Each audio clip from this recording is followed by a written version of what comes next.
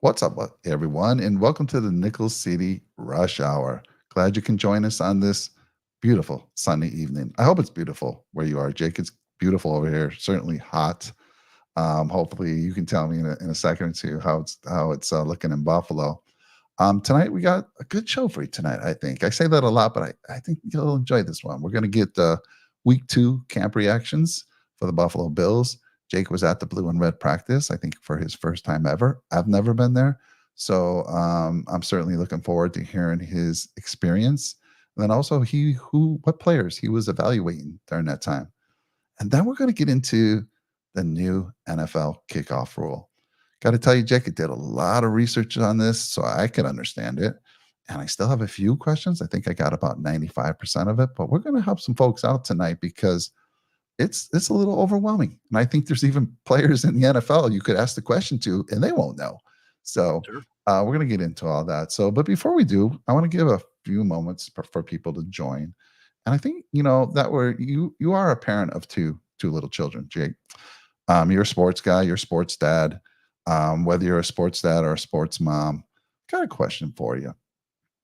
And well, this way we'll kill some time and let some people join in here in a few minutes.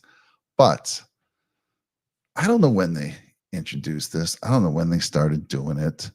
But depending on where you are, what state, what sport, they may not keep score under the age of 12 years old for a game, like a soccer game. We don't keep score. It's all about them trying their best. Baseball, we don't keep score. It's all about them trying their best. I got to tell you, the kids keep score no matter what you're saying. They'll come out at the end of the game and they'll be like, "Yeah, Dad, we won, or we lost," and they'll have the score. I don't know when this kicked in, Jake. I'm not a fan of it, but I wanted to get your thoughts on this because you're going to have to deal with this in a few years as your children get older. You got youngsters right now, but I'd be curious. Did you experience this? Were there times in your life, because I know you've been in the sports for a while, that they didn't keep score? How was Big L? What were his thoughts on that? That's crazy. So it's 12 and under now? That's the It rule? depends. It depends where you are. I've heard 12 and under. I've heard 10 and under. 4 and under might make sense to me, but I don't know. Even then, I still That's want them crazy. to understand wins versus losses. But what's your thought, man? I think that's absolutely bogus. I mean, I understand like the Pee Wee 7 and under, sure, because you're just learning the basics and fundamentals. But 12 and under is absolutely bananas. That's insane to me. And God, I hope that's not a thing for my kids when they're playing sports at 12 and under. I mean, at that point in your age, you are starting to like become somewhat competitive, right? And Yes. I totally understand. I respect it for, Pee Wee and just learning the fundamentals and like everyone plays and everyone gets a chance to try each position. Absolutely. That's what it's for. It's about having fun. And even so, at the age of 12, it's still about having fun, right? It's the most pure form of sports you're probably going to play, you know, as you go on in life, like at that very point. So as you go up the ranks, there's some more things involved, whether it be money, politics, whatever, right? And there's still even that at that age, which is sad to say. But I think it's crazy, Mike. I'm not here for it whatsoever. I think you got to teach kids to be competitive and you got to teach them how to be good losers also. Like that sounds Yes. bad. Everyone wants to be a winner, Yeah. but at the end of the day, you're going to take more losses in your life than you think you're going to. So I think that's extremely important, especially at that age, especially at like age 12 or 10. Yep. Um, so yeah, I don't like it whatsoever. I'm not here for that. I'm Nope. not either. Jonah's 11. He'll be 12 at the end of this month, and he's all about the winning and losing. Again, you got to teach him to lose gracefully, Sure. and I think that should start younger. Again, depending where you are, what sport it is, it could be 4 and under. I might understand 5 and under, maybe, but I still think you got to start teaching them that they're competitive. Their dads are competitive. Their moms are competitive. So I don't know. I'm not with it as well, Jake. So I'm right there with you. I'm going to start, throwing those dad questions out once a week because we're both fathers. Most of the folks on our channel are dads, and just interesting things that cross my mind that I want to get a second opinion on. So Well, I'm thanks going to for defer to my good buddy Aaron Conacher, who's been on okay. the show a few times, just in the comments, and he just started coaching his son up in Little Loop football, and he talks about some of these parents and how hard it is to even be a coach because these parents are all like, "Oh, Yeah. my son's the best," and they all want their son to be the star, and it's like, first off, your kid's 7 years old. Okay, so let's pump the brakes. Second off, you're absolutely one of those people who must have peaked in high school because you're trying to relive your glory days through your son or daughter. And I think that's a horrible thing. And I'm going to try my best to never be that guy because I don't ever want to come across that way. But it is, it's definitely a tough position. I feel like even for coaches now of like youth sports, because they got to deal with all that outside noise, you know? So he's kind of given me some insight on that because now he's coaching his son up, and it's like, you know, even the coaches of their sons, like some of those guys get in over their heads, and it's just like, come on, brother. Like, this kid's 7 years old, you know, we're not going to all states here. Like, this isn't, you know. Yeah. So I think there's a lot of all of that combined with what you just mentioned. Yeah, there's a whole another side to that as far as parents and how they behave at these type of games. But got a few folks out there that want to say hi to Truck Reviewer. Good to see you. Cam Lewis is a lock, my friend. He's a lock. Go Bills podcast. Good to see you, Brett. Weston, I'm here. Yep. He was asking earlier for having a show. I said absolutely. We got Emily. Emily, good to see you. I think I may know who this is. I'm not sure. No, everyone gets a trophy. Junk breed healthy competition. So, I love that. Yeah. Let's start doing things based on merit and not so much like, hey, participation trophies, because I think that's starting to, you know, you're breeding an entitled generation by doing that. So I'm with you 100%, Emily. Absolutely. Yeah. So she's saying she's not for the everyone gets a trophy. Am I reading this correctly? Okay. Yeah, that's what it looks like. Yeah, that's another side of it as well. Weston, let's see. I already said hi to you. Cheers to everyone. Emily? I don't have my usual Labatt. Mike, remember I was opening up a Labatt every show? Yeah. Maybe I got to bring that back, you know? Data too. Oh, I love it. This is the Emily I used to work for, work with. Good to see you, Emily. Thanks for joining us. I'm hoping to do a show with her and her friend Lex. Their show is In the Greenhouse. They're super funny. They're educational. Good to see you, Emily. Thanks for stopping out and saying hi to us. Appreciate it. Yeah. Roy, got Roy out here tonight. You get a participation ribbon. You get a hell yeah, Roy. Let him know. He doesn't like it. That's what I'm taking from that. I love it. MPA for life. Yes, Emily, that's where we work. And yes, Cam Lewis is a lock to be. No, he's a lock to make the team, my friend. He's a lock. And Emily's I got some insight for you. I have two boys, 12 and 10, and boys sports are crazy. Absolutely. You know, I've always been competitive. From a young age, no matter what sport I played, I wanted to win. I was a sore loser early. Jake, I got to tell you, my family had to let me win when I was young. Like we played a board game. I'd cry if I lost, but I got past that. I don't know what age it was. And my son, John, was similar to like that as well. Very competitive, but he got over it. Now he's doing quite well. So I'm all about teaching him, winning and losing and keeping score. So we'll see. That's it. That was cool. Like I said, I'm going to have more of these parent questions every week just to start. This is great. While we I love it. I'm folks here to join us. Yeah. Yes. Thanks, Emily. Yeah. Let me know when you and Lex are available. I want to do that show. I think it's going to be so much fun. Weston saying, by the way, Jake, when I went to the Royals game 2 weeks ago, I went by Kerner's HQ. What's that? Yeah, so that's kind of what the universe I dabble in, Mike. So I'm a recruiter for a healthcare IT consulting firm. That's what we do, believe it or not. We don't just drink wine and go to Bills games. Okay. That's the other part of it. But yeah, so we deal with the two major softwares, the EMR softwares in the medical space, Cerner and Epic. And Cerner's our bread and butter, man. So that's cool. That's awesome to hear. Yeah, Cerner's right outside of Kansas City. It's right in Kansas City, I believe. So cool stuff, cool. Weston. Roy Collins says Cam Lewis is definitely getting a participation trophy, and he's making the active 53-man roster. Come on. Let's go.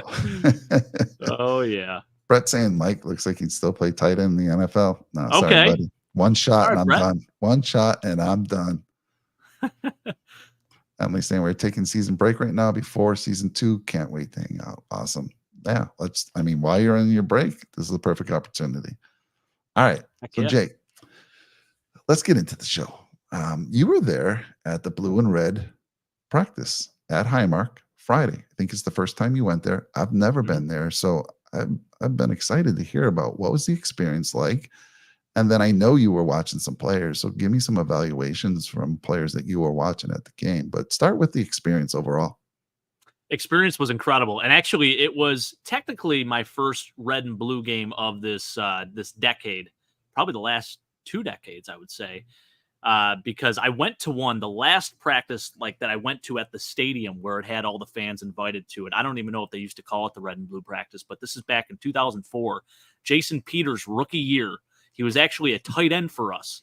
And I remember everyone just talking about him and saying, this guy's going to be something in the NFL. They might convert him to tackle. He's a tight end. He's really athletic. He was just playing special teams, and he was part of the wedge, back then.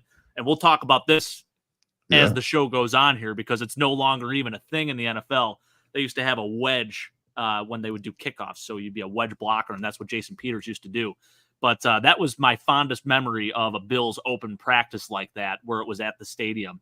So it was pretty cool. 20 years later, now going to, this current day Buffalo Bills open practice, it was pretty sweet. Josh Allen, of course, comes out. It's a new tradition of his to come out with a different colored or different styled helmet every time on his initial walkout. And he was wearing this black helmet with the standing red buffalo, and everyone lost their minds over it. And everyone thinks, oh, maybe we should add that to the list of helmets that we can, utilize during the season. So that was the start of it. There were 36,300 and change people there. And just to compare, I had seen some highlights from like Jacksonville's open practice and a few of the other teams, and I don't think they even got a third of that at their open practices. So pretty incredible. And I just saw something too. I think it was Buffalo Fanatics had posted about it, and it was from SI.com or something. But the Buffalo Bills franchise was voted the most popular sports franchise in the world, Mike, in the world. Beautiful. So, you talk about America's team being the Dallas Cowboys. Well, guess what? We're not only maybe America's team, we're the world's team right now. And I think everyone likes to root for the underdog in that blue-collar city, and Buffalo's it. So fires me right up. I know I got off track there, but I had to say something about that because I just saw it, and I'm like, man, that's awesome. Yeah, I always say America's team. I didn't get to vote. My dad and I said this for years. Who voted for Dallas to be America's team? We wear the red, white, and blue. Yeah, that's the Buffalo Bills. Any America's team, it's the Bills. So I'm with you on that one. Where were you sitting, Jake? And was Big Al with you? Yeah. So it was me, Big Al, his buddy Tom, and we sat almost right at the 50-yard line. We were in the 100 levels. We were higher up, but it was awesome. Yeah, and it was cool because it was basically open seating, but they technically assigned where you are sitting based on your ticket color. It was either red or blue, and that determined where you were in the stadium. So ended up getting really nice seats. So, and it was all basically done by lottery. So pretty awesome stuff. So were you, is this practice pretty much similar? Like if I went to John Fisher, St. John Fisher, where they had the practice the week prior, is it similar? Do they run the same type of things? 11-on-11, 7-on-7s, 1-on-1s, individuals. Okay, so the only difference is Josh is coming out with a helmet. By the way, I'm not sure I actually like the black with the red logo. I'm more of the red helmet. The blue helmet looks cool, but the red helmet's one of my favorites. Those were the 90s. Do you know the reason they went to the red helmets? I think we've asked this before. Do you know that? No, I actually don't. I don't. So, enlighten me. Apparently, Joe Ferguson was colorblind. Really? And Joe Ferguson threw a lot of interceptions in his career, my friend. A lot. Apparently, they went to those to help him, that he could distinguish which were his players that he was thrown to. That's what I read. I think it's pretty true. Anyone can fact check me out there that's in the channel. Let me know if you've heard different. But that's where interesting. The red helmets first were brought about. Joe Ferguson, my man. That's awesome. I actually did not know that. So how about that? Like, I feel like we talked about that before. We definitely talked about it because now it's ringing a bell a little bit. Yeah, Joe Ferguson. Yeah, that makes sense. Joe Ferguson. All right, so Jake, I mean, you're there. You're evaluating talent. I know you are. So who are you watching, and who can you report as far as what you saw there? Well, it's funny. Weston says, I'm looking like the starting fullback for the Buffalo Bills. So, of course, I was eyeing up my boy Reggie Gilliam, doing some RVAs and individuals. Oh, my goodness. He looked really sharp. I got to say. And I know, it's just on air. But even when he had a chance to, catch the football and do all the things that he normally does. Whenever 41 touches the ball, something good happens. And that's what happened. I just the best highlight was he just caught a little play action, flat pass, flat route. And he scores a touchdown, and Spencer Brown kind of ran upfield and he shoved Spencer Brown. It was pretty funny to watch. So have to give a shout out to my boy, Reggie Gilliam. Some other guys that really impressed me, Dwayne Carter, our rookie 3rd round pick, had a nice pass deflection. And then another guy that I think people are starting to catch some eyes, Corey Couch. So he's a rookie corner out of the University of Miami. He played under our new DBs coach, Jamil Adai, at Miami. And he's had a really strong camp. And actually, he had an interception in a 7-on-7 in one of the 7-on-7 drills on Josh. Or no, I think it was Mitchell, because he was running with the second teamers. But he looked really good. And, nickel, that backup nickel spot, it's kind of a competition right now between him, Daquan Hardy, and some others involved there. So it'll be interesting to see what happens as camp goes on. But he definitely impressed me. And I heard today he had a really strong showing too. I think he had another interception today. So good stuff out of the rook there. And what I like about that kid too is that he's a 5-year player. He played all 5 years at the University of Miami. He stayed there. He didn't transfer. And he had significant playing time each season there. So pretty cool to see. A little bit undersized, but could be a potential practice squatter or even an active roster guy eventually. And we know how Sean McDermott develops corners, as does Bobby Babich and some of those other guys, Jamil Adai as well. So, he was definitely a guy that impressed. Keon Coleman, man, he's got hands of glue. And again, today had a phenomenal catch in practice. And the chemistry, you can tell him and Josh, they have something going on where running scramble drill, I mean, he already knows to cut inside or cut outside. And man, that could be a special connection in the future here, Mike. Like a lot of people worried about Steph leaving. Maybe he's got a better connection than Steph even had with Josh. So I'm encouraged by that. Then lastly, Dalton Kincaid, he just catches everything thrown his way as well. Just phenomenal stuff. And Dawson Knox too. He was involved a lot too. I would say 90% of the time I was seeing at least 12 personnel ran. Okay. And there was a lot of involvement with that. So good stuff all around. Did Sean ask you to keep an eye on Van Pran Granger? Yeah, I took. See anything? I took videos of every single rep he had, and I only had witnessed probably in total 7 total reps taken by Cedric Van Pran Granger. He was running with the 3s. And while he was in there, though, I thought he did a pretty solid job. He looked like he knew what he was doing, at least. He was calling out, line blocking assignments and stuff like that. So that's definitely encouraging, because you wonder, like, maybe he's not picking it up as fast or what the deal actually is. But I think it's really just a matter of him playing behind some veterans. And Coach McDermott, he doesn't like to typically play rookies right away. Yeah. So, yeah. Interesting there. Roy Collins says, but Joe Ferguson never claimed he was colorblind. I don't know. I'd love to get Joe on the show. I wonder where Joe is these days. I believe he's still live and kicking. Maybe we can get him on. We can find him and ask him. I would love that. Get the original number 12. Yes. Yeah. Let's see here. Also, he says, did you know that Jim Kelly is actually colorblind? Did y'all know? Interesting. Yeah, I didn't know that. So the red helmets helped him as well, Roy. Yeah, those red helmets on. Helped him become a Hall of Fame quarterback. That's what it did. Truckerveer's asking, is Stephon Gilmore still out there? Yeah, he is. He is not signed anywhere. I don't believe, at least. Let me confirm that as of right now. I think he's still a free agent. So Weston's asking, when are we going to get Joe Marino and Dan Fates on? So Jake actually knows Joe Marino, and I'm not sure why he hasn't, No, I don't know Joe. I don't know Joe. Who's the one you know? I know Joe Miller. So Joe he's from Miller. Okay. All right. Marino does the Lockdown Bills, right? Yeah. Yep. Yeah, but Joe Miller, I mean, he does a show with Fina and Jerry Joe Miller would be fun to have on. Absolutely. I'm in his fantasy league, Mike. I'm in his fantasy league. We're doing a fantasy draft on August 21st at his house. Let's get him on the show. He said anytime. We just got to make it happen. You know who else is big that I saw him pop up on the Shout podcast is your cousin, Nate Gary. Yeah. He's done one show with us. Why? I know. We got to get him on. On he's a big timer in Buffalo. I told Nate, I always said, I promised him I would never use his name for clout. He's like, dude, drop my name anytime you're out and about. And I'm like, all right, you gave me permission. So maybe I should start doing that, could help us out a little bit. Yeah.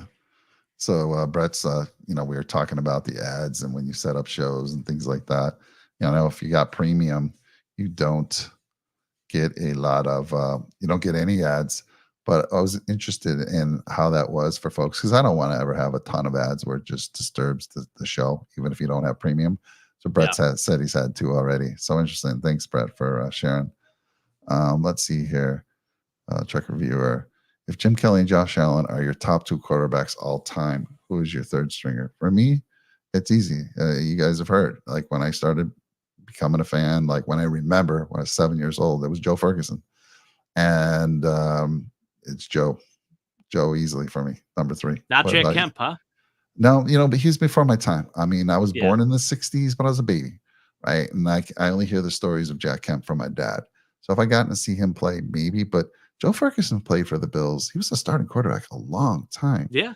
A long He had all time. the passing records initially. Yeah, and I got to see him play in that 1980 game against the Dolphins where they broke that 20-game losing streak. I mean, Joe Ferguson, Bob Greasy was in that game. Don Strock, dude, you're talking some great names, right? Yeah. And I got to see all the fans run on the field and tear down the goalpost. So it's Ferguson for me. What about you? I would probably have to give it to Jack Kemp just because he's the most like accoladed quarterback in Bills history, even over Josh Allen. He's a 7-time Pro Bowler, which is pretty insane. He has more Pro Bowl votes than even Jim Kelly. Jim Kelly, I think, was only a 5-time Pro Bowler. And I know the Pro Bowl nowadays, it doesn't mean as much. But back then, they actually played in the Pro Bowl. They still tackled. They still did full bore in those games. So, I would say it's probably Jack Kemp for me. But what about? But let's talk about a player that you watched, you admired. Certainly, like you said, Jack Kemp has all the accolades. But before our time, both our times, who would be that guy that you got to see play? Maybe through those drought years. Who is it? Yeah, I would say Fitzy. Really? Nah, okay. You know what? That's tough to say. Maybe Doug Flutie. Flutie he did some nice things. He really did. It was short-lived. But same with Fitzy. I mean, it was only 4 years with him too. Yeah. There was Bledsoe, but Drew Bledsoe for 1 year was a Pro Bowler. Yeah. 3 years total with the Bills. Yeah, right. I mean, Drew Bledsoe was our only 4,000-yard passer up until Josh Allen came along. So, yeah, that's another interesting stat. Well, who's yours, Trek reviewer, and anyone in the channel? Who would be that third stringer behind Jim Kelly and Josh Allen? Love to hear that on the channel, whether you're out there now or rewatching us. Tell us, who's that third stringer for you? All right, so Jake, let's go through some things here as far as, first of all, let me give you some injury updates that I got today. Mike Edwards and Cole Bishop remain week to week. Claypool, Ty Johnson, Lyle Collins not practicing today, nagging injuries. Nick Morrow is day to day, and Dawson Knox had a vet rest today. Plus, there was no pads in today's practice. So Jake, talk to me about, we had our reactions for week 1 of training camp, week 2 of training camp. Who are some of the folks that are on the rise for you? Tyrell Shavers at the receiver position. I actually think that kid's going to make the team. And we started talking about him last year, Mike. So hats off to us, pretty cool stuff there. This is our Raheem Blackshear moment, right? Yes. So definitely Tyrell Shavers. I mentioned to Corey Couch, one of his counterparts, Daquan Hardy. I think he's special. There's a reason why we drafted him in the 6th round. And, we're going to be talking about the kickoff rule. Well, I think this kid is going to be a starting returner for the Buffalo Bills. Definitely as a punt returner. Time will tell with kickoff return and whatnot. I know they've been rotating quite a bit there, but he's special. He can do some things, and he was one of the best returners in college football. So, yeah, I think what he did in practice on Friday was impressive to me because he didn't just return kicks. He also had an interception on defense. Yeah. He was mainly in the nickel as well at Penn State, and that's kind of where he's made his most of his appearances. So, that's definitely a name. I mean, defensively, Von Miller, I'll tell you what, he looks quick. I don't know if he's back, but I think he definitely looks better than he did last year. I don't know what it is. Maybe he didn't have I don't think I saw a knee brace on him either. So maybe that's helping a little bit with mobility. He's not been using the brace. Yeah. So, but he looks lean. He looks back. He's fast. Like, I'm encouraged by that. And I think today they said he even would have had like 2 potential sacks. Obviously, you can't touch the quarterback, but yeah, he's looked really good during camp. KJ Hamler actually had a really nice couple of catches too. He's looked good. I know he's in competition as well. That receiver room is loaded. And then, of course, Mac Hollins, too. He's had a really strong camp and also looked good on Friday. But, yeah, those Yeah. are some of the names that definitely popped out to me. Okay. Yeah, I've heard the same thing about Vaughn. I mean, again, I'm gonna promo Buffalo Shout. They have this Shout Insiders where they're there, both Ryan and Matt, and they're texting you all day, whatever's going on. You're first to hear it, which is kind of cool. And they've been talking about Vaughn looking close to old Vaughn. And again, he hasn't been wearing the brace either, like you said. I feels like all our corners have been doing extremely well. You mentioned our rookie there, but Kyer Elam, Benford. Yeah. Out of all the ones that have not been getting a lot of positive press, not really negative press either, is our number one guy, Russell Douglas. Anytime I see a little report, he's the guy that's been beat, but he's probably on the field all the time. These other guys are kind of rotating, but yeah, I feel very, very good. I mean, even Taron Johnson's been getting good stuff. So the cornerbacks seem to be a good place for us. I want to get your thoughts on that safety position. Damar Hamlin with Cole Bishop being out, with Mike Williams being out. We don't know week to week. I think we've signed a couple guys. Can you talk about those two guys? And I think they actually got some play with the number ones. If it wasn't today, it was I don't know, maybe yesterday. But who are those new guys in the safety room? You're mentioning who are you mentioning, Mike? I'm sorry. Say that again. Two guys in the safety, the guys that we brought up. Their names. Oh yeah. So we have D Delaney from Tampa. That was one of the guys. I didn't see a whole lot of him. Kareem Jackson, who we just signed from Houston. Yeah. So that guy actually has a real good chance at playing here in Buffalo. I think, obviously he's got a little bit of a bad rep being a dirty player and whatnot. He got suspended for like half the season last year just because of those dirty hits, and he had a ton of money in fines, over $1 million or something like that. So obviously don't love hearing stuff like that, but he's still playing at a high level, even at the age of 36 years old. So yeah, I could see him actually getting some significant playing time. And then Terrell Burgess was the other guy. I'm sorry. Terrell Burgess, we just signed from the Rams. He was on the Rams. Yeah, I didn't see a whole lot of him either. But yeah, I'm encouraged by it. He's been mainly just a special teams guy and kind of a rotational piece. I think his career high was during his rookie year or something like that. He had like 27 tackles. So haven't seen a whole lot from him. I think out of those two, definitely Kareem Jackson was the better signing. But D Delaney, that's another name that we didn't really mention. He played with Mike Edwards in Tampa, and he's kind of a sleeper pick for me. I think, him, Damar Hamlin, they're competing for some time, obviously, right now with Cole Bishop being out. So that'll be interesting. And Damar's had a pretty strong camp, too. So one guy that Ryan Talbot mentioned, I think he's mentioned him a couple times. I'd love to get your take on it. And that's tight end Zach Davidson, 6'6", 251, third-year tight end out of Central Missouri State. He was drafted in the 5th round in 2021 by the Vikings. Same year that Quentin Morris was undrafted free agent in 2021. But I don't know what it is. Ryan just seems to be he looked good, in love, but he's really liking what he sees, including his blocking. Now he's had a strange career, right? He hasn't really even started a game. I don't think he's went from team to team. He was but he was on the Bills practice squad, I believe, a few years back. We've seen him before. It's not the first time he's been to Buffalo. Any thoughts on him? Does he have any chance over Quentin Morris? I don't think so. I don't think he makes it over Quentin. Quentin's just very consistent. But I will say, and this is another name, and I totally forgot to jot him down, but yeah, he had a ton of catches on Friday.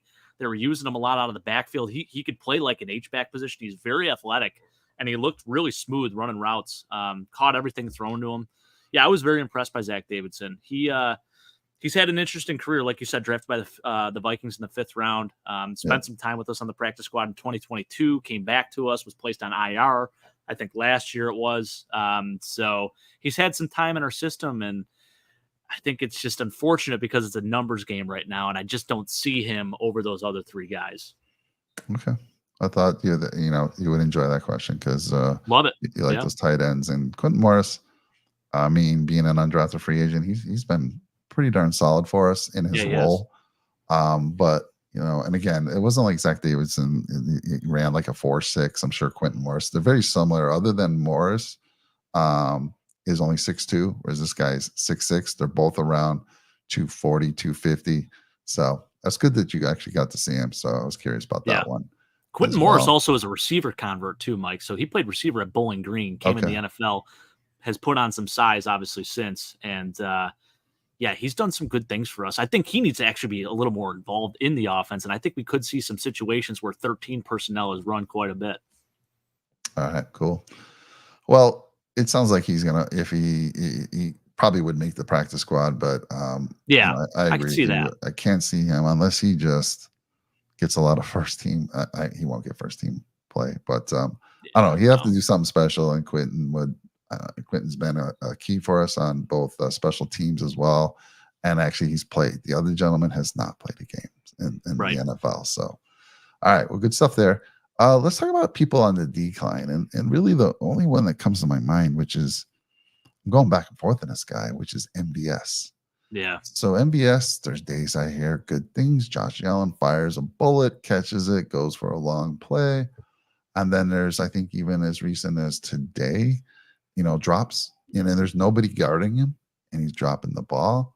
But then, I think it's him or Claypool, but best ability is availability, and Yeah. MBS is available. Chase Claypool has not been. So that's one guy for me. I know Weston asked, I was in the chat yesterday on the Red, White, and Ruthless. Weston said, do you think MBS makes it? I said, I think he does. I love his speed. I love his size. But I don't know. What's your thoughts? You know what? This might be the only case where the best ability is not availability, because MVS has had such an inconsistent camp. He is as 50-50 as it gets, it seems, this camp. Yeah. Now, Friday, when I was there, he had a couple nice catches and actually looked pretty good. But yeah, today I'm seeing highlights of him dropping 2 wide open passes during RVAs, and it's hard to vouch for a guy like that. And I think the fact that Chase Claypool was having such a strong camp up until the injury, I think it kind of evens things out a little bit there. So if he does somehow return, obviously for this first preseason game, it's going to be interesting to see, how often those guys are in the game. All right. And Jessica and Roy, we all, I think we all agree Jack Kemp would be that one, but the rule was, or what I kind of switched it to, is somebody you've seen. So if you saw Jack Kemp and you remember seeing Jack Kemp play, awesome. He's your third stringer. But if you didn't, who is that player that you did see during your being a fan of the Buffalo Bills? So let us know. I'm going to revise my answer. I'm going to say Gabron Hamden. Who? Who?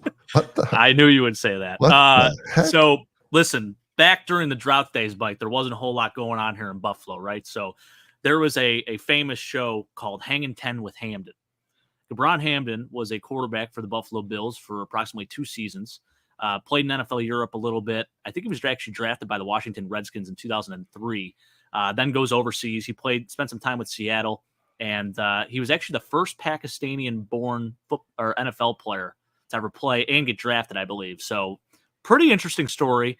I think he went to college at Washington State. He still does some stuff now on like YouTube. He's a quarterback's coach and he does videos and all that. But he had that show, Hangin' 10 with Hamden. And the best episode that I have ever seen is he actually hosted. He was a referee for a swim-off between Kyle Williams and Marshawn Lynch. So drought era, not a whole lot going on. That was the only source of entertainment we would really get from the Buffalo Bills. And huge shout out to Gabron Hamden. Love that guy.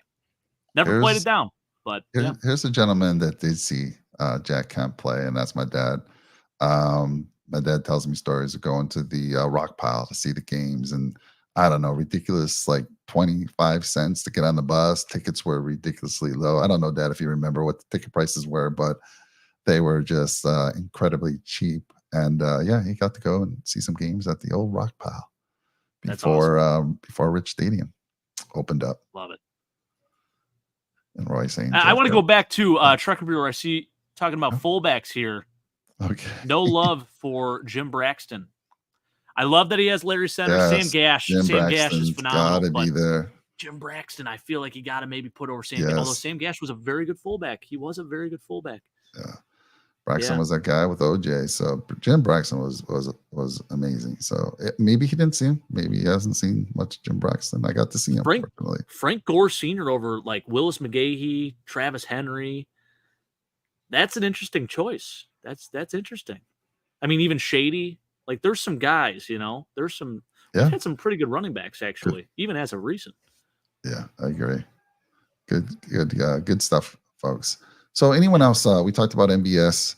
You know, right now it's just hard. I mean, I can't wait till the preseason starts. But is there anyone else you can think of that, you were thinking was for sure a lock to make this team, but based on what you've been hearing, maybe what you saw Friday at the blue and red game, anyone else? I thought Jack Browning was going to be our starting punter, and we had to cut him, unfortunately. Right. That's an interesting one. I don't know what happened there, but and by the way, Sam Martin looked very good punting the football on Friday. He did. Yeah. I got to say. Yeah. Yeah. Love this one. All right, Brett, you're right. Yeah. Why are we not giving any love to Tool Time, Jeff Tool? Absolutely love it, brother. Just another guy to add to that list before Josh Allen came and saved us. Yep. Love this one, too. Thad Lewis over Jeff Tool. Thad Lewis was a stud, man. Love Thad Lewis. Duke guy. Nice. So anyone else before we move on, as far as in the channel, anyone you have that's on the decline that was maybe someone you were thinking was a lock? Anyone? I'm just ready for preseason to start, and we can talk about that a little bit now if no one has anyone else. But Jake, what are you looking to see this Saturday, 1 p.m. Saturday at Highmark? Obviously, I don't know. Are any first teamers going to be playing? What do you expect to see? I don't know. You know, so last year I was skeptical on whether starters would play at all in that first game, and they ended up playing like a couple series. And you just don't know what Sean McDermott's thinking. And I think the strategy has changed so much because so often in the past when there was 4 preseason games, you kind of knew exactly, the amount of reps guys would get. Like, especially during the last game, no starters would play. And it was always like that third game that the starters would play like a full half. Now I think things have changed so much. So I don't really know what to expect. And I'm excited to see who gets a lot of reps. And I'm excited to see even if Von Miller plays in this preseason at all. Yeah, I would say I don't think he's going to. Yeah. I'd be shocked. So, well, it'll be interesting. I'm looking forward to it. And we'll see. So they're going against the Bears. Bears look to be back. I don't want to say fully back, but man, they've got some talent on that team. And again, we probably won't see a lot of the first teamers. I don't expect to see most of the first teamers until maybe a little bit in the third game. I think that's been the pattern where they come in for a few series, get the rust off. But it's going to be interesting to watch all the second teamers, third teamers try to earn that 53-man roster spot. So excited about that. For sure. Yeah. Roy's asking any MVS sightings. Yeah. So on Friday when I was there, he actually had a pretty good practice, but then today I'm seeing highlights of 2 back-to-back drops, and you just hate seeing that. So it sounds like it's been as 50-50 of a camp as, just like the player he's supposedly is, 50-50 guy, right? And Roy, those were with nobody watching them. I mean, they were they had no pads, and just dropping it straight up. So yeah, not great. You don't love hearing that. This is interesting out of Chiefs camp, Weston. I know we're kind of pivoting here. Oh, yeah. This is an interesting note. Earlier.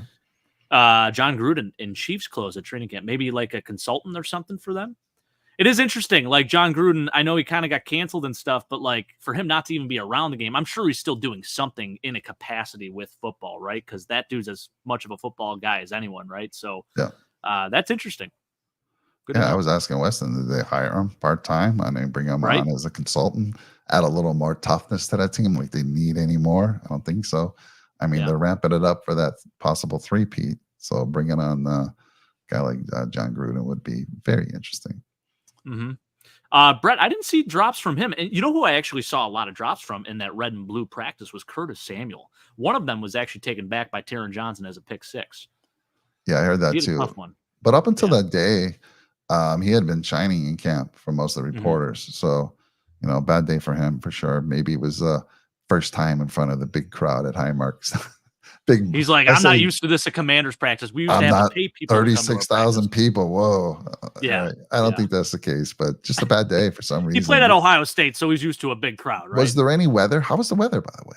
Was it Yeah, good? weather Okay. actually was not ideal. I mean, it was ideal for me. I think it's football weather, but I think it Yeah. actually deterred some people from coming out. I mean, it can't really deter Bills Mafia, right? We'll still show up. Yeah. Obviously, it was Yeah. still technically a sellout in the lower bowl, but it was rainy. Yeah, it was raining quite a bit, and we thought there was going to be some thunder and lightning in the forecast. Luckily, that held off, but yeah, there was a little bit of rain.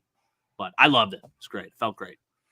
All right. Well, we're going to pivot to a very important topic that I think we all, maybe some of you do, maybe some of you don't, but the NFL kickoff rule. You heard about it, you heard about the changes. Um, First time you saw it was this past game with the Texans and the Bears. Yep. It's very interesting. I'm excited about it. I know some people aren't. I am. I think it adds a whole new dimension, brings that kickoff back into something that is important again. So this is why. Let me read this real quick. To address the lowest kickoff return rate in NFL history during the 2023 season and an unacceptable injury rate on kickoffs prior to that, NFL clubs have approved a new kickoff rule for the 2024 season, which most of you have heard a little bit about. The new rule will keep the excitement of kickoff returns in the game while returning the injury rate closer to a traditional scrimmage play, which is all good, right? We want to see that kickoff mean something. And I think before we get into it, we're going to go to the whiteboard and we're going to explain it. And hopefully by the end of this, we'll all be ready to start the season. We'll have a good idea. But Jake, I did a lot of research on this. They don't have it all laid out. You can't go to one place and get every little detail. So I'm going to share with you what I found out. There's a couple questions I have at the end. Maybe you know, maybe you don't. But before I get into that, the XFL has had something similar. I think one of the only differences is they can't start moving until a player touches the ball. Whereas with this new rule, it's whether the player touches the ball or it hits the ground in the landing zone. We're going to talk about that in a second. But is it the XFL that's had this now for a few years? Yeah, and it's funny because now, so the UFL, because they've since merged, Yeah. so they had this rule, and now they're reverting back to the old kickoff rule. You're So kidding me. they kind of switched. Yeah, super weird. Any reason that so they like the test was failed? I don't know. And I think what they did with the old, with I guess now you call it the old kickoff rule, is they actually moved it back, so there weren't as many touchbacks. So it was still that old kickoff rule, but it wasn't going out of the end zone every time, which I thought maybe was a viable option for the NFL. It probably would make sense, right? Because you want more returns. But the biggest thing they're avoiding is that full speed collision from so far apart, right? So it does make sense. I kind of like the layout for it. So yeah, I'm ready to dive into it, Mike. Oh, let's get into it here. All right, let's start with these zones that we're going to be talking about here. As you can see here, we got the whiteboard, Jake. It's kind of cool, right? I love this. Yeah. We can draw things. We can remove it. So again, this should help us all out. So the kickoff is going to start. The kicker is going to be kicking from the 35-yard line, right? Which that has not changed. That's where it has been. Yes. Yep, 100%. So no change there. The kickoff start line, that's the 40-yard line of the receiving team. And all 10 players have to have a foot on the 40-yard line. Okay. So again, this is the kickoff team. They have to have all 10 other players with a foot on the 40-yard line. The setup zone is the receiving team. They are a minimum of 9 players have to be in the setup zone. A minimum of 7 of those have to have their foot on the 35-yard line. And you're going to see another slide here that'll kind of, bring it all together for you. But, and then you have the option of having 2 kickoff returners, right? And you could decide, I don't know why you ever would, to only have 1, and then you would bring 10 into that setup zone. And if you do that, 8 minimum players have to have their foot on the 35-yard line. Now, those two, the setup zone and the kickoff start line, they cannot move until the ball. Let me just go through this real quick. Boom. I'm going to give you my best kick. You hear that? Boom. It's a high one, right? Love it. Yeah. Now, I want you to know the kicker can start the run, but the kicker has to stay at the 50-yard line until it hits the landing zone or the player touches the ball.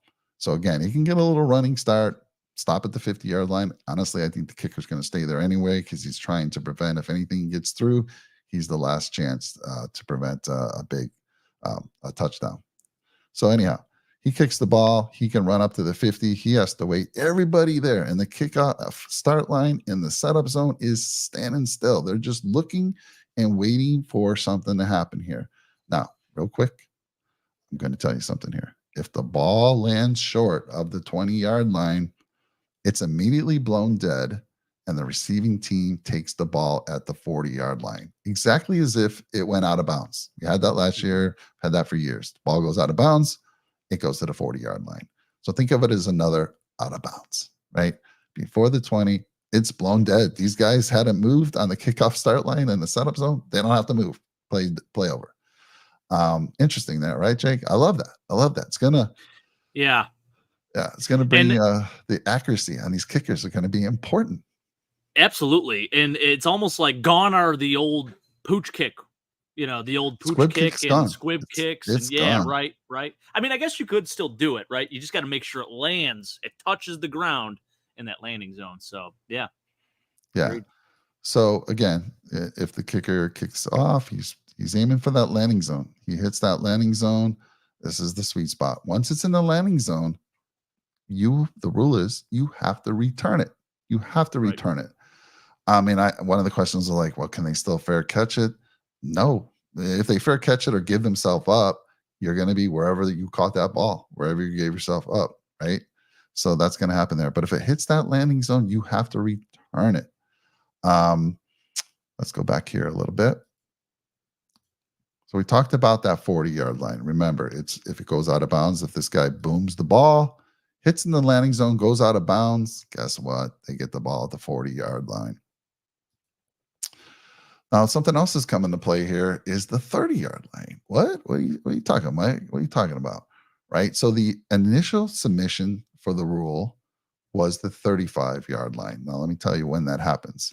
So if guy kicks the ball off and he just overshoots the landing zone, goes into the end zone, if they don't return it and they kneel down or fair catch it, or it goes out of the end zone, guess what? It's coming to the 30-yard line.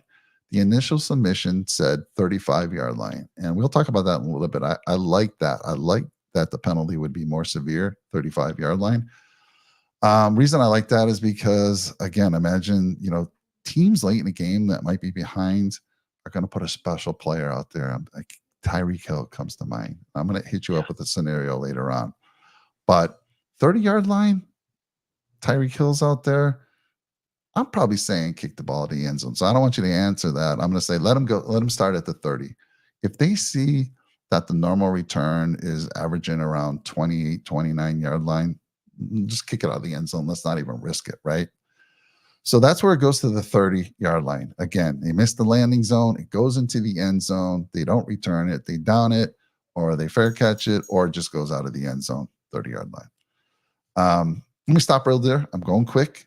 Jake, you following me? Am I explaining okay? Any questions you have or any insights you want to add? The only insight I want to add is if on the off chance, which we did see on Thursday, if there's some inclement weather and the wind is blowing like crazy, back before, there would always be one of the players from the kickoff team that was aligned next to the kicker. They would come over and hold the football. Now, in this case, because the players are starting farther up and their kicker is by himself, we saw on Thursday the Bears, Cairo Santos, who was kicking the ball off, their kicker, they actually had Tory Taylor, their punter, come in as basically a 12th man, and then he ran off the field as soon as the ball was kicked. So they are not considered an active player. They are just simply there to hold the ball, and once that ball is kicked off, they have to run off the field to the sideline. They're not allowed to participate in that play. But like I said, if there is some wind, it would call for that 12th player to come out onto the field and hold the football. Yeah, so you actually saw that, right? That happened in that game? Okay, and it was hilarious to see because Cairo Santos is 5'8", Tory Taylor's 6'4", so he's just towering. He looks like this massive giant compared to Cairo Santos, and it's funny because we're talking kickers and punters here, right? Tory Taylor's a big dude, though. But yeah, so that's exactly what would happen. Yeah, so the other one is now there's a 20-yard line comes into play. And let me tell you what that is. So if kicker nails it, hits the landing spot, and somehow it gets to the end zone and they down it, or even if it goes out of the end zone, they're going to have to take it at the 20-yard line, Jake. So last year, the starting, what was 25-yard line? So we have 20-yard line in play, 30-yard line in play, 40-yard line in play. Very, very interesting. The only thing and we'll talk about it a little later, is that 30-yard. I like the initial submission where they were saying it should have been at the 35-yard line. Yeah. And I already said a reason why, but we'll get into it deeper. So those are the different zones. Again, remember the kicker cannot run past the 50-yard line until that ball hits the ground or a player touches it. So he's stuck at the 50-yard line. Everyone else, it's interesting. And let me bring it up real quick. Let me bring up the next little thing here we're going to use. All right, so this is from the actual game, right? This is the first kickoff ever done with the new rule. You can see all 10 from the kickoff team were lined up on the 40-yard line. They have to have 1 foot. There's a second guy returning. He's off to the left. You can't see it on this view, but trust me, there's 2 returners back there. And as you can see, if you count the receiving team's players that have their foot on the 35, there's 7 of them, right? 4, 5, 6, 7. And then the 2 that are off the line of 35, they have to be outside the hash marks. They have to be on the outside. They can't be in the middle. They have to be on the outside. And again, if for whatever reason, now they can be, there's no rule that says they can't come up on the 35-yard line as well, but I'm not sure why they would do that. So again, they want somebody to be a little bit back. They're the only 2. There's only 2 that can actually be off that line. If you decide to have 1 kick returner, like I said, now an eighth person has to put his foot on that 35-yard line. And then the other 2 can do what they're doing here. That makes sense? Yep. Am I explaining that? I'm going to go as slow as we can to kind of answer any questions, and I'll go over here to the channel real quick because I want to make sure I'm answering some questions.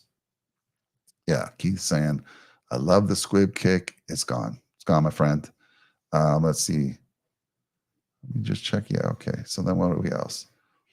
I thought I saw someone. I don't think the Dolphins would risk their player they're paying second most on a kickoff. Well, maybe not, but I don't know if it's the end of the game. And, I don't want to mention the 13-second game. Maybe the whole point of this is there's less risk of injury, right?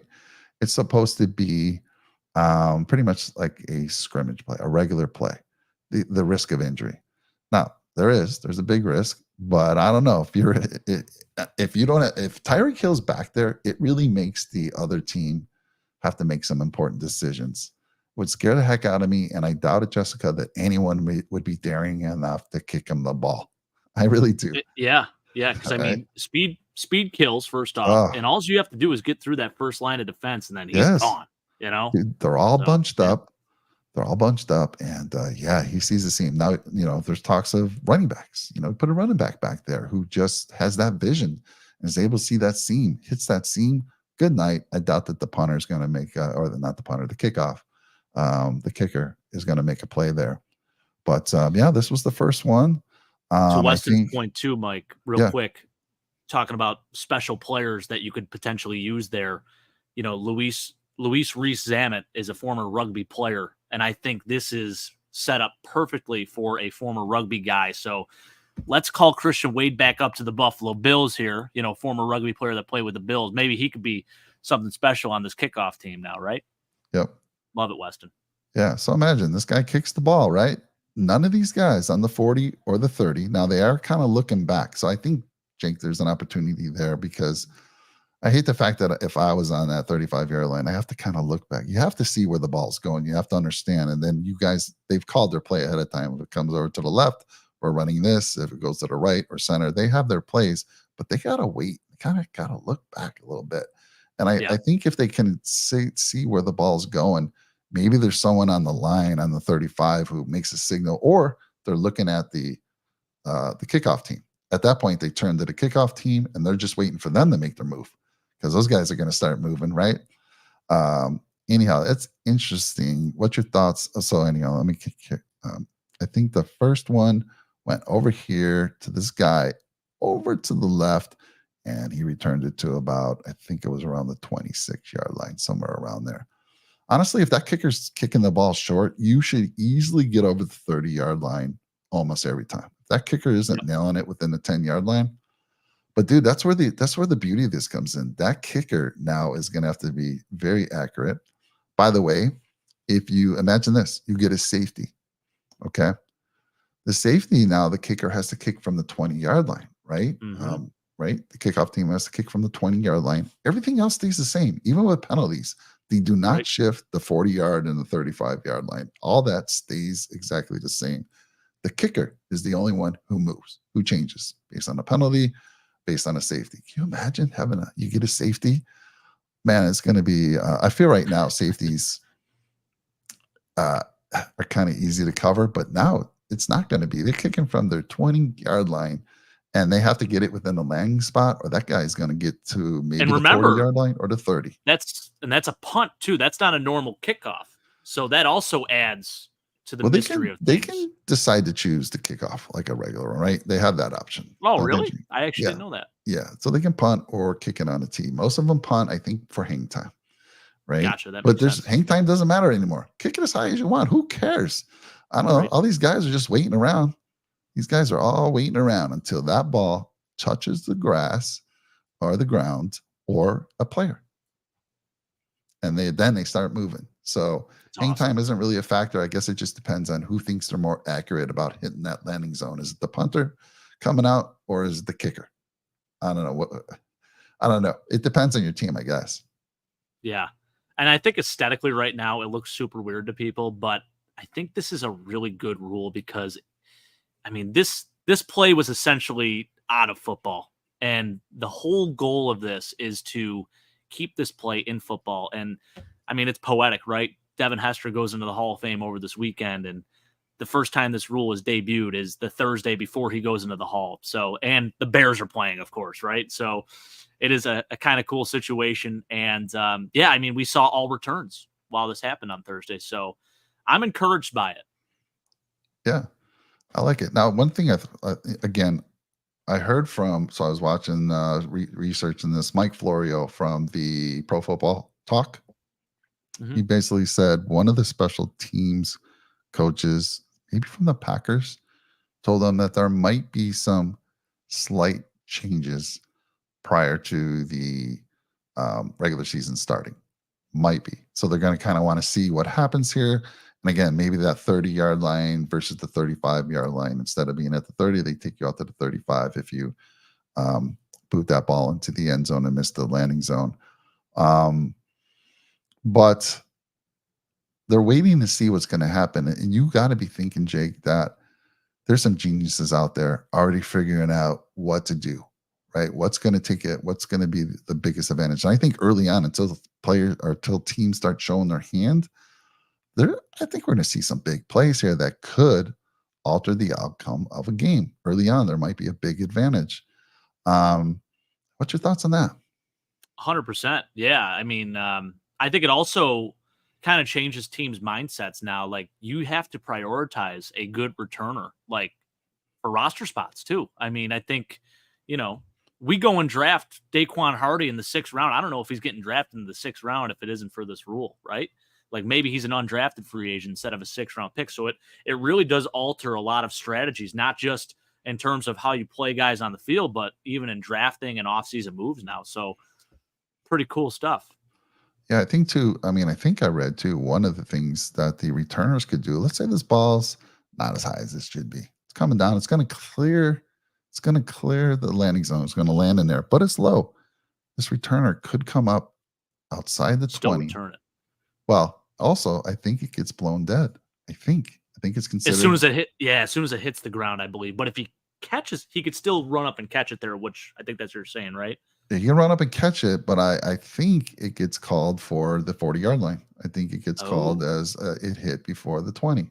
I think. So there's just some of the questions. Like, my 3 big questions are for this, and again, we'll come back again. I know there might be some questions from the chat. 3 questions I had.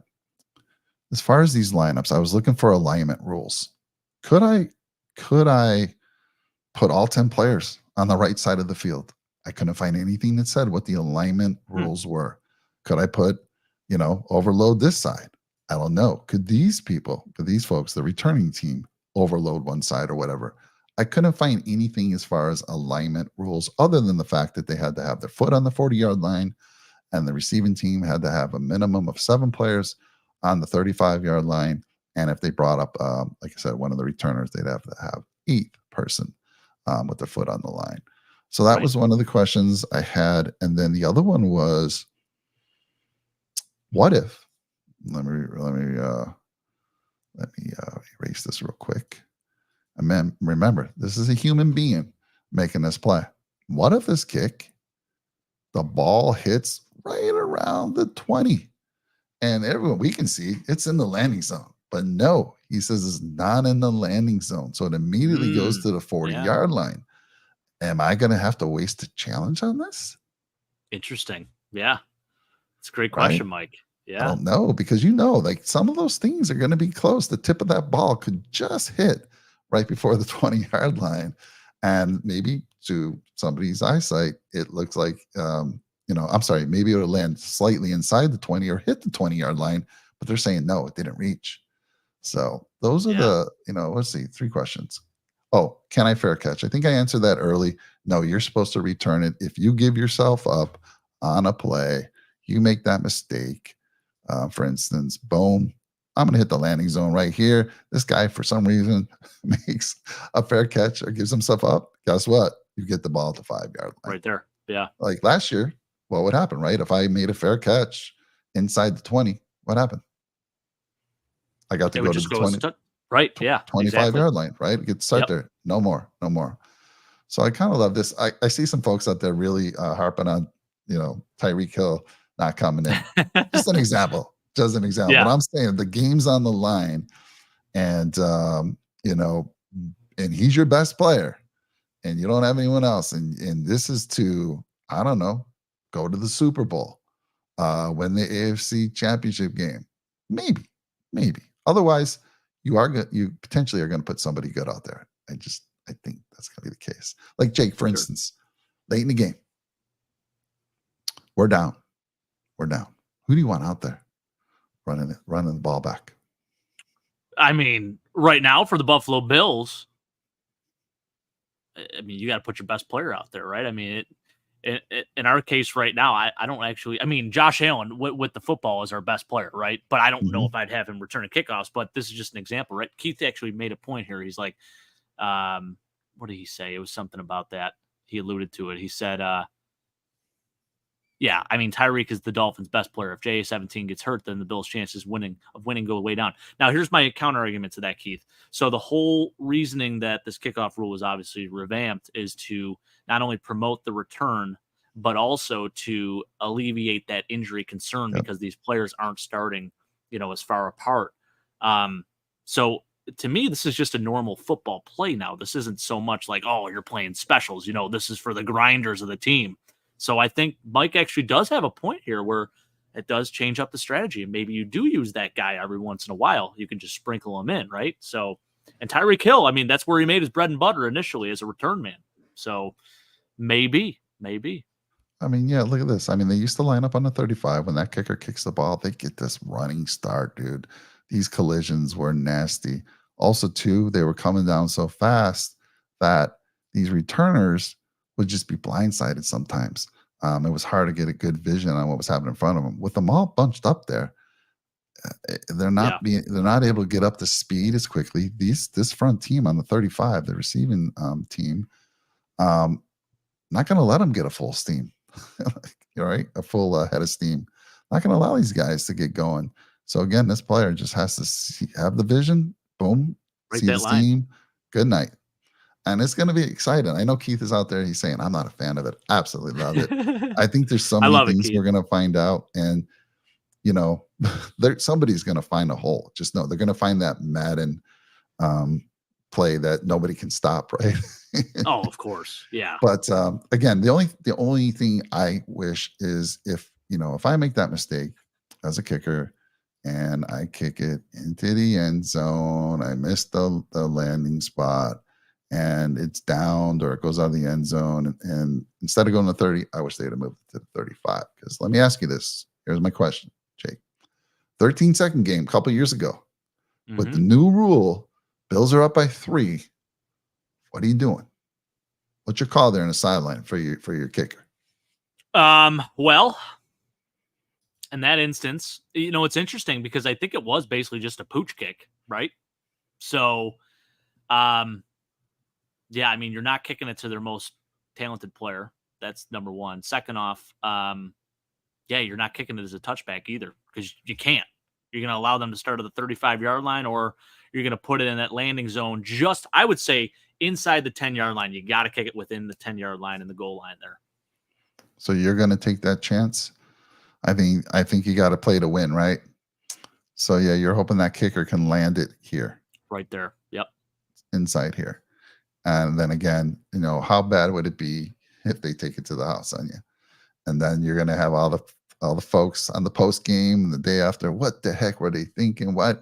Because I can't remember. Didn't we kick the ball out of the end zone on that 13-second game? We gave it to them at the 25. I thought it was a pooch kick and a fair catch. You know what? It's all a blur to me right now. Yeah, it is a blur. So if anyone can remember, if anyone can remember, I know they got it at the 25. They started there. So either he fair caught it prior to it going in the end zone, or it was kicked out of the end zone. I can't remember. They didn't squib kick. And again, squib kicks gone, no more. Hang time on these kickoffs or around safeties, where you got to kick off, don't really matter anymore. There's no advantage of it because all these players are locked in until again it hits the ground or touches the player. It was out of the end zone. Okay, all right, good. Thank you, Brett. Okay, gotcha. So, Dennis, good to see you out there, sir. Yeah. So I take it that you like this rule, Dennis. Cool. Yeah. And you're right. Yeah, you're right. They didn't lose the game because of the kickoff. No, that was a very small piece, right? Then we go into that prevent defense, just protecting the sidelines, and that was all she wrote. Tough. Yeah. So I don't know, Jay. I'm a big fan of it. I think it brings back this important part of the game that we've been missing. And I think there's going to be so many different strategies we learn. And I think earlier is where teams are going to take advantage. Somebody's going to have some amazing play, and we're like, oh my God. Again, I wish I knew. If anyone knows, anyone out there in the chat right now, or anyone knows on the rewatch, can these formations be changed, or are they pretty much? Because every picture I've seen, and let me bring up another one just real quick, pretty much shows that, right? They all have to be kind of spaced out evenly, 35-yard line, and then the two players here that are off the line, they have to be outside the hash marks here. Can't be inside. So I don't know, Jake. What do you think? You think they can change where they're lining up? Like, I don't think so. I think they have to keep it somewhat standard. So it's probably 5 and 5, on the outside of the kicker there. So I feel like as far as the kickoff team, it has to be that way. And then the kickoff return team, I'm sure they can play with it a little bit. There's a little more freedom there. But yeah, I think the kickoff team is pretty standard. All right. You know what excites me though, Mike? So you see how these guys are back, obviously right on the back heel of these other guys on the line of scrimmage for the return team. Mm-hmm. I think this is really cool because you can essentially, if you're running a return left or return right, you can have one of those guys just off that guy's, heel, right? You can almost have them lead, like as a lead blocker, kind of come off that left side or right side. So, and then vice versa for like the kickoff team, you can have some stunts run. Jessica, reading my mind. Absolutely love it. Think a lot of stunts will be used to get the gunners released. Absolutely. I mean, the creativity is really going to come into play, and you're going to see some of these special teams coaches thrive. I mean, this is a good example. I think they did do some of that. Frank Ross, special teams coach. Shout out to Frank Ross, John Carroll guy. Love that dude. Frank Ross, special teams coach, I think it's his 4th year now with the Texans, one of the better ones in the league. He was trying to be a little creative during this game, and it's going to be cool to see some of these guys, some of these gurus divvy up some cool stuff. Yep. I love it. And we'll see. We're going to find out all the cool plays. And I don't think anyone's going to show their hand. Why would you? Why would you show your hand? Because I think the biggest advantage comes early in the season, Jay. Yeah. When we start to see these plays be put in place. But they're going to make a difference in a few games where a team that had no chance, all of a sudden, one of these plays wins the game for them. It's going to happen. Oh, absolutely. Let's see. Brett, he's saying, let's read the onside kick rules that he proposed. So he said, I have a proposal for a new kickoff. Quarterback throws the ball off. So this is for the onside kick, I presume. Quarterback throws the ball off to the kick returner. So we're talking NFL Street 3 rules here, Brett. If you've ever played NFL Street 3, that's what they do. They do a throw off instead. If it goes into the end zone, the return team gets the ball at the 20. Love that. Yeah, I mean, when you have a guy like Josh Allen who has a cannon arm, could be useful. I'm glad Brett brought that up because we should talk about the onside rule. It has changed. It has changed. You cannot use the onside kick until the fourth quarter, and you have to. Everyone has to know about it. It's no secret. There are no more secret onside kicks. You have to declare it. Both teams will know, and you can only use it in the fourth quarter if your team's behind, Jake. So big change there, right? Yep. Big change. Yep. And again, I don't mind that. I hate those little sneaky little onside kicks when you're not expecting it. I don't like it, especially when they burn us. Yeah, you could. Here's the thing, though. I mean, you go back to even a Super Bowl between the Colts and Saints, right? They did that surprise onside kick coming out of the half. And I think it is, great to keep the other team on their toes. But I understand why you have to do it in this instance because the kicker is by himself. And there's this whole landing zone rule. So it does make sense. I don't like that you have to do it or you're only allowed to do it when you're coming from behind. I think you should be able to do it whenever you want, but alerting the other team to do it, it does make sense. Yeah, so the onside kick is exactly the way it was last year, right? They don't line up like this. There's no special lineup. It is the onside kick like it used to be, right? Exactly. Yeah. Other than only fourth quarter, only if you're behind. So interesting stuff there. I think we covered. I was looking at my notes. I wanted to be as thorough as possible. I did throw out there the few questions that I still have. And but I'm excited for this. Honestly. How about this one? Yeah. Right. I like it, Jessica. That's a good prediction. I mean, he was he played gunner in college too. Like that's part of the reason why we brought him in. Wanted to get a more athletic Jake Kummerow, if you will, right? And I think Justin Shorter could be that guy. Haven't heard a lot about him though in camp. He's kind of like I feel really like he's lost a little bit. Maybe he's only doing special teams. So Jake, right now, in your mind, if there are 7 receivers, name them off. Oh, man. Let's see. Well, I can definitely guarantee you, you talk about our starting guys. It's going to be Keon Coleman, Curtis Samuel, and Khalil Shakir. So that's 3 right there, right off the bat, right? I think Matt Collins is definitely making the team. So that's 4. Then this is where it's going to get interesting. I definitely, with the camp he's had, I feel like Tyrell Shavers is going to be that guy. He will definitely make the team. So that's 5. And then you got to figure this out, right? Is it going to be Justin Short? We keep in 7 too. Like, is it 6? Is it 7? How many is it? Because now you got to think too, like Daquan Hardy is a returner. So maybe a receiver, keeping that 7th receiver, he'll either be the gunner or a returner, but maybe he won't be because of Daquan Hardy. Man, this is tricky. I'll say Justin Shorter does make the team just because I feel like we haven't seen enough of him yet. So maybe I'm with you there, Jessica. So that's 6 for you? And then who's that 7th? Is it MVS or Claypool? Or someone else? Man. Yeah, this is tricky. I don't know. I've heard, again, it's 50-50. Like you said, with MVS, you've been hearing good things. And again, if we can keep on the IR so he doesn't take up the spot and we can bring him back when he gets close to the playoff game, we know he shines in the playoffs. But he's big, he's fast, he brings that over the top guy, but he brings those drops too. And we saw it today. We heard about it today, which is very concerning. But Claypool, dude, he just has been injured. I don't know how you can make the team if he's not been available. Yeah.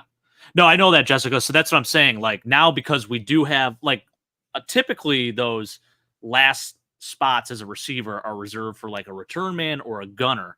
So the fact that we drafted Daquan Hardy, he's probably going to be a returner. I know Yeah. he's a DB, but like that's Yeah. going to be his main role as a returner. So maybe that eliminates the need to keep 7 receivers. Maybe we only keep 6 instead.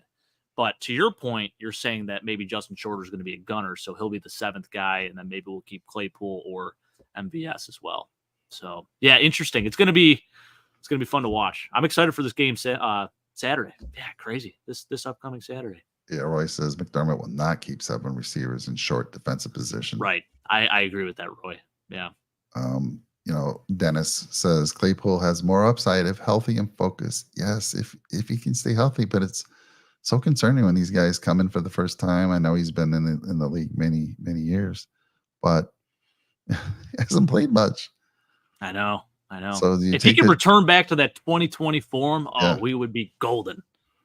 So you're taking a little bit of a risk if you say, you know what, I've seen enough MVS. I can't, I saw Gabe Davis drop enough passes last year, and I've seen you drop some easy ones. Maybe I just can't deal with it. And I've seen you drop them with Pat Mahomes. So maybe we're going to move on from him and like, all right, Claypool, we're going to give you a shot here. I don't know. Yeah. It's going to be interesting. I mean, there's other outliers like Brian Thompson, Xavier Johnson as well, who I talked a little bit about. Trek Reviewer loves Lawrence Keys, but the problem is he's more of a slot guy and he's a little bit smaller. I feel like for that last spot, it's going to be one of these bigger receivers probably in the mix. Yeah. All right. Well, it's good stuff, Jake. I hope we explained. I think we did a pretty good job, other than the few questions we have on the kickoff return.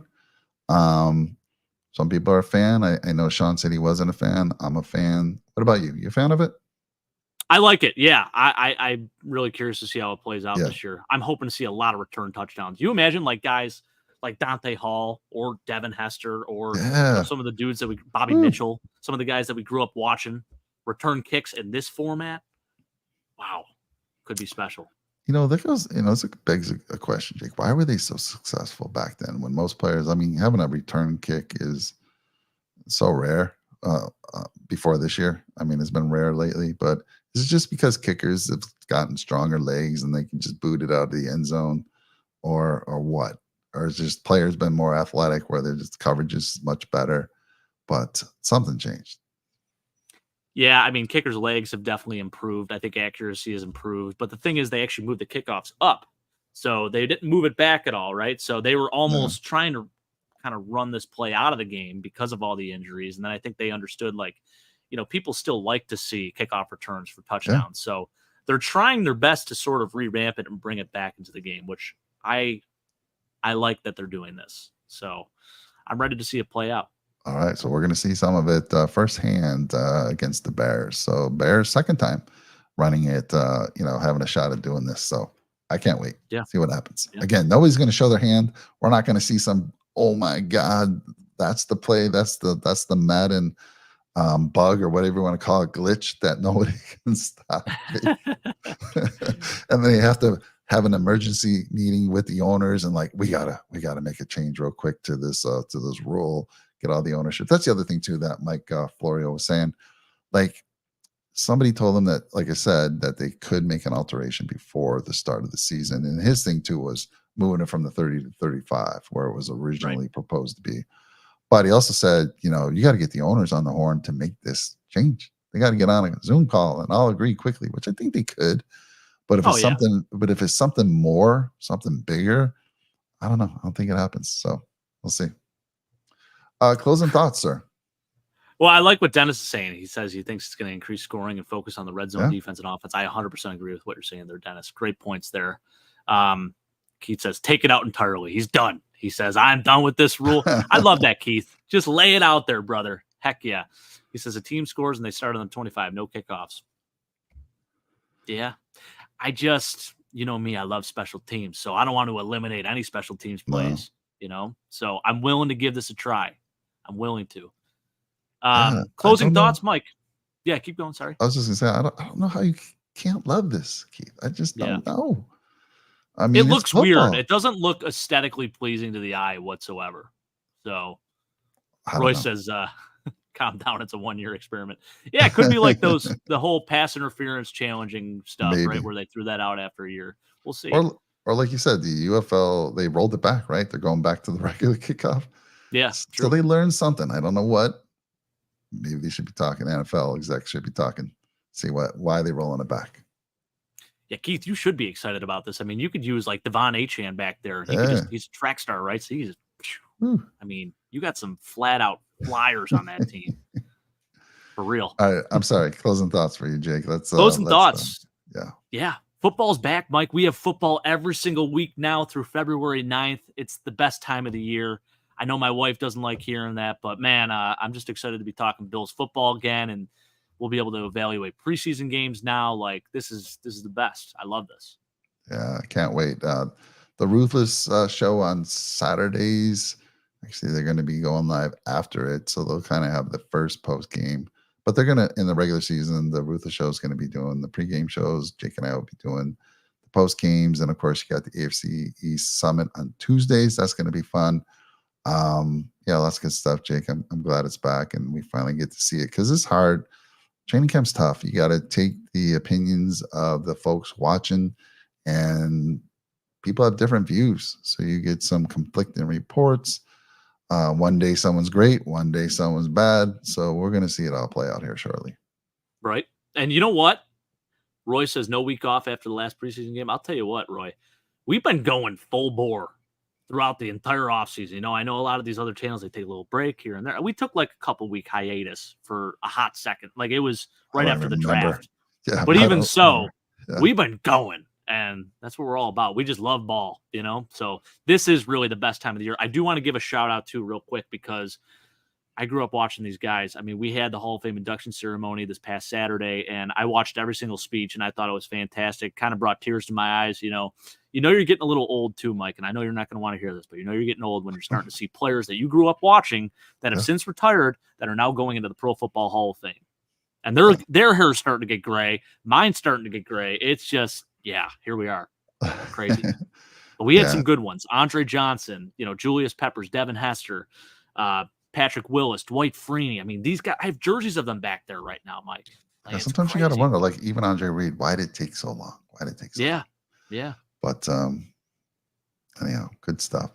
All right. Well, thank you, everyone. Again, I hope, you don't have to, like, the worst thing is, like, I'm watching football day one, regular season, and I have somebody next to me watching the game, and they're asking me all these questions about these kickoff rules. Now you should know, should be all educated, and there'll be some things we learn, but I'm excited. And again, we talked about camp, and camp's just ready to go. Let's see it on the field now against other teams, because I kind of get tired. I hear the same things talked about in the camp reports, and so interested. Anyhow, thank you everyone for joining us tonight. I forgot, and I even said we had a meeting with the Nickel City Mafia crew. I said, you gotta say, hit that like button, drop a nickel on that subscribe button early and often. And what did I do, Jake? I forgot. So please, if you're still around, please smash that like button, drop a nickel on that subscribe button. It's really free. And share, give it a share. So we appreciate it. That's how we grow. And I can't wait to talk to you guys later in the week. Jake, thanks again. Good to see you back. Go Absolutely. Bills. Go Bills.